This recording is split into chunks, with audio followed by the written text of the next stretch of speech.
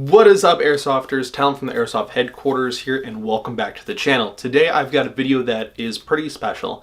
I hope I have an equal mix of Airsofters and real firearms enthusiasts, because this is a very unique type of product that I'm going to be showcasing here. So a little bit of background. Obviously you know that this is going to be the Springfield XDM, both the compact and the full size here. You can see I've got the compact full size in my hand. Now what is unique is that even though these are being OEM manufactured from WeTech for Airsoft, these actually have the Springfield license holders from Air Venturi. Normally we have a pretty good sense as far as who is going to be holding what licenses within the airsoft market, and Air Venturi was not one that I had heard previously before SHOT Show. We actually went and visited their booth. Very awesome guys. They normally deal with air guns. So they have the .117 caliber, the 4.5 millimeter steel BBs. So they mainly deal with those. However, they have the Springfield license and they are producing they're not producing, but they are having WeTech manufacture the Springfield XDMs. And they have advertised that they are going to be coming out with CO2 M1 carbines. As you can see here, there's going to be the old World War, some more historical based firearm, and this is CO2 full blowback. Now previously we have had M1 carbines on the airsoft market. However, in feeling these at SHOT Show, this one seemed really solid, and I think for around $200 this seemed like a pretty good setup. I mean, it was overall really solid, full blowback, all metal, really good imitation wood. I'm assuming you could even get aftermarket wood stocks and just drop the airsoft internals into it. Now that's just me assuming. I don't really know for certain. Just based on feel, functionality, it looked very realistic. So very excited both to have Air Venturi into the airsoft game, as well as in the future seeing some of the M1 carbines. So first and foremost, the XDM is going to be more of a trainer base of platform. Now it definitely has its use in airsoft, and it's an airsoft based platform, but with all of the accessories, all of the setups, and just how it's built more for a training platform as a replacement for a real firearm. Now I don't have any real Springfield XDMs in order to do a side-by-side comparison, so I just have to assume that it is very similar. So the Springfield XDM is going to have a metal slide, a polymer frame system. For the most basic, we're going to start with safeties. Of course, you have your trigger safety. So if we go ahead and rack it, you have to have the blade on the trigger engaged. Otherwise, it will not fire. So I don't have it engaged, will not fire. Engaged, will fire. Rack it again. You also have a safety system underneath the rail system here. So slide this back, and that trigger does not engage. Slide that safety back forward and it will engage. A little annoying as far as a safety system. You know, it doesn't really work conveniently out onto the field, but for storage purposes that does work very well. For some of you firearm enthusiasts, you probably did notice that I did not have that beaver tail safety or the grip safety engaged here, but it was still able to work the trigger. So then my assumption, as well as yours, is that this is here just for aesthetics, and this is not a working beaver tail safety. Even though it's not a true beaver tail, I'm still going to call it a beaver tail because that's what I'm used to.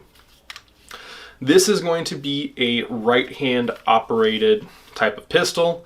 So while you do have a ambidextrous magazine release, both on the left and right-hand side, you only have your slide release on the right-hand side. So if you are a left-handed shooter and need to hit that slide release, it's going to be a little inconvenient for you. However, for right-handed, very easy to just get that thumb up there and hit that slide release. Overall, really solid. Back here you do have a shot indicator that does accentuate outwards if the firing system is engaged. So when you pull the trigger, that pin goes back forward. Some pretty cool aesthetics as far as a fiber optic front sight, just regular white painted back here. You do have a little ejection handle or ejection arm up on the very top here. At least I'm assuming that's what it is for the real firearm. I don't really know since I don't have the Springfield pistol. This is a 4.5 inch slide.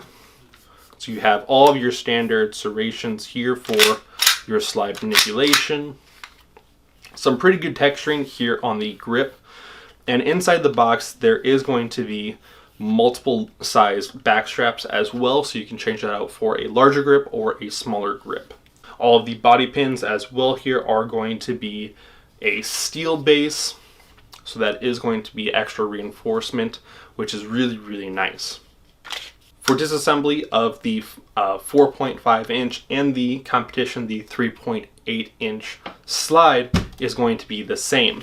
Magazine out, set that off to the side, rack your slide back, and move it forward to the point where there is a small moon cutout, and that is going to align with your takedown lever here, which is going to rotate upwards. And with that, that is going to rotate up forward, and your slide should come off. There we go.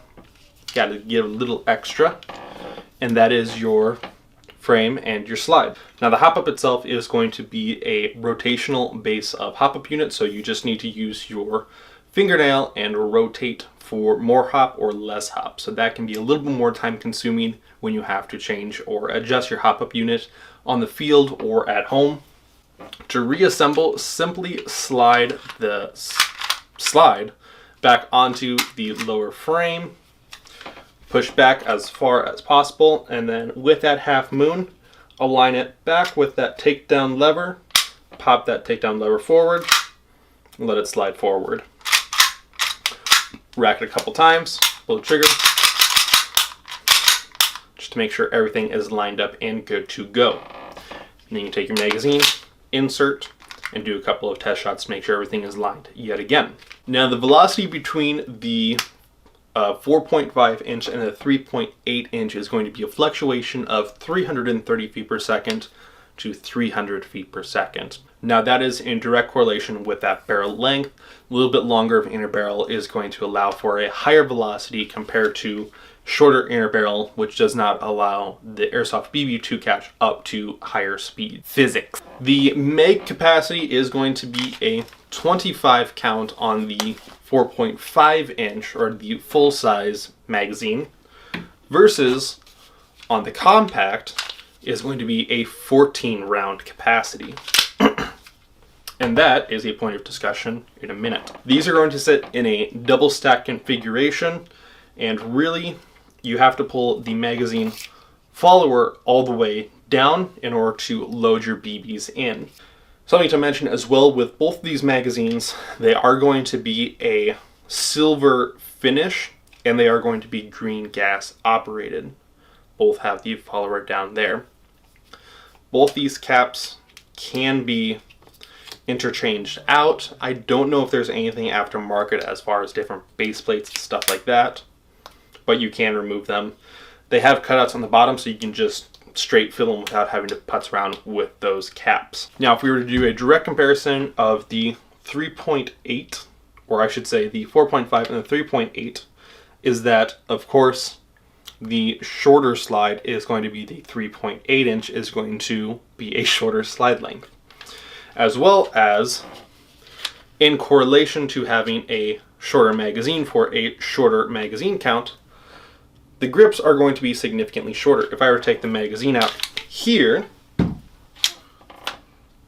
you can see just how much shorter that grip is compared to a full-size grip where even with the magazine out, I can still get all three fingers here along that grip for a good solid grip.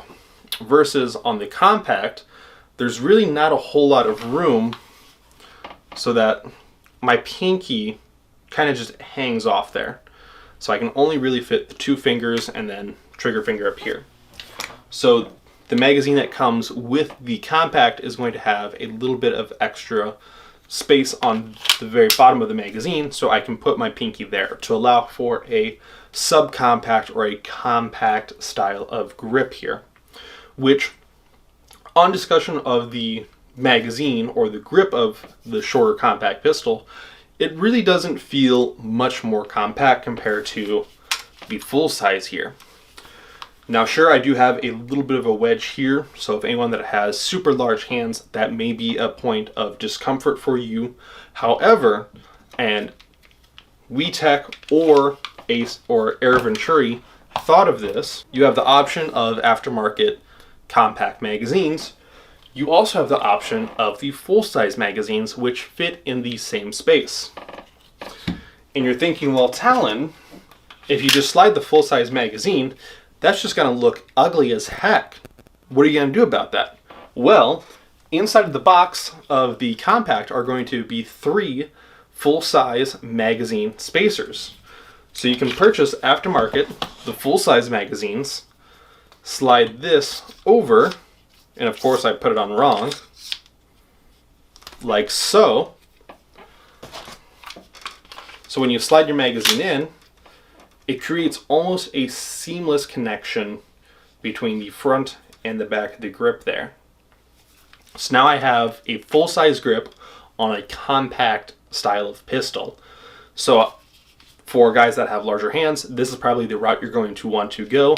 You also have the advantage of having the full-size magazine, which allows for 25 rounds compared to these more compact 14 round. So if you're using these types of pistols for training, if you are doing something that is competition based, you can go with a full size and practice all of your reloads, dry fire mechanics, pulling from holsters, aiming down sights, stuff like that, magazine manipulation, all of those fine motor skills, that muscle memory that you need to build up. If you have a concealed firearm license and you're using the Springfield XDM compact as your concealed carry, you can use the Airsoft compact magazines as the training platform, or I'm actually going to keep this in, or if you are using within the real world, the full-size magazines with that extension piece on there, that also allows for you to build that muscle memory of having that full-size grip